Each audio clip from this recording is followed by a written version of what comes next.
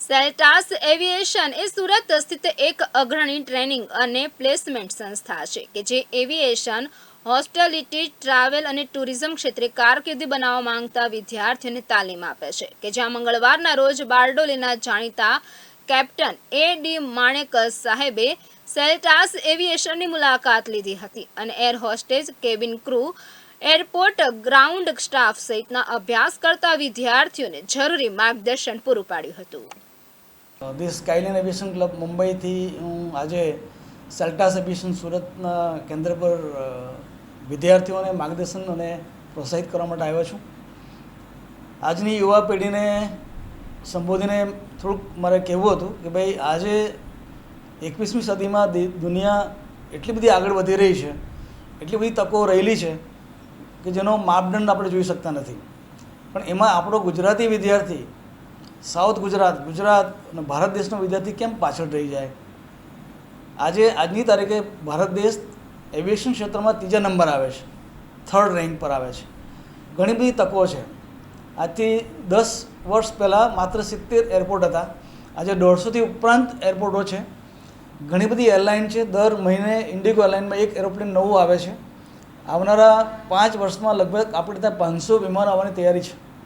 તો આ બધી જે વિકાસની વાતો છે અને વિકાસ થઈ રહ્યો છે એની અંદર એમ્પ્લોયમેન્ટ એટલે કે રોજગારીની તકો પણ એટલી જ બધી રહેલી છે. પણ એ રોજગારીની તકો આપણા વિદ્યાર્થીઓને મળે એના માટે સેલ્ટાસ એવિએશન સરસ કામ કરી રહી છે સુરતમાં. વિદ્યાર્થીઓ તો વાત કરતાં મને ખબર પડી કે વિદ્યાર્થીઓ માત્ર સુરતના જ નથી પણ આજુબાજુના વિસ્તારના પણ વિદ્યાર્થીઓ આવે છે દૂર દૂરથી. એ જ બતાવે છે કે આપણો ગુજરાતી વિદ્યાર્થીને કંઈક કરવું છે, કંઈક બનવું છે. અને ખરેખર હું એમ કહેવું, મારા અનુભવ પ્રમાણે છેલ્લા હું 50 વર્ષથી આ ઇન્ડસ્ટ્રીમાં છું અને 4 દાયકા મેં જોયા છે એવિએશન ઇન્ડસ્ટ્રીના. આ જે માહોલ જે છે વિકાસનો અને એમ્પ્લોયમેન્ટ ઓપોર્ચ્યુનિટીનો, એ પહેલાં ક્યારેય પણ નહીં હતો. અને એનો લાભ આપણા ગુજરાતી વિદ્યાર્થીઓ લે અને ગુજરાતને આત્મનિર્ભર બનાવે એ ભાવનાથી આજે હું विद्यार्थियों ने संबोधन કર્યું મેં અને મને खूब खूब आनंद है. हम लोग लगभग 10 साल हो गए इस एविएशन इंस्टीट्यूट को रन करते हुए सूरत में. फ्रॉम लास्ट 10 ईयर्स हमने पूरे इंडिया से काफ़ी सारे स्टूडेंट्स को ट्रेन किया और हमेशा ऐसे एक मेंटर की ज़रूरत अनुभव की और आज उसी को मद्देनज़र देखते हुए हमने सर कैप्टन A.D. मानेक को हमने इनवाइट किया है. सो अभी जो इंडिया का ग्रोथ है एविएशन इंडस्ट्री में, वो लोगों को पता चले. जितने एयरपोर्ट्स नए आ रहे हैं, जितनी एयरलाइंस नहीं आ रही है, जितने नए एयरक्राफ्ट्स आ रहे हैं, जैसे सर ने बताया कि लगभग 500 न्यू एयरक्राफ्ट्स आ रहे हैं अलग अलग एयरलाइंस की फ्लीट में. ऑल्सो रिसेंटली मोदी जी ने भी अनाउंसमेंट की थी कि 2047 तक लगभग 400 नए एयरपोर्ट हम लोग बनाने जा रहे हैं.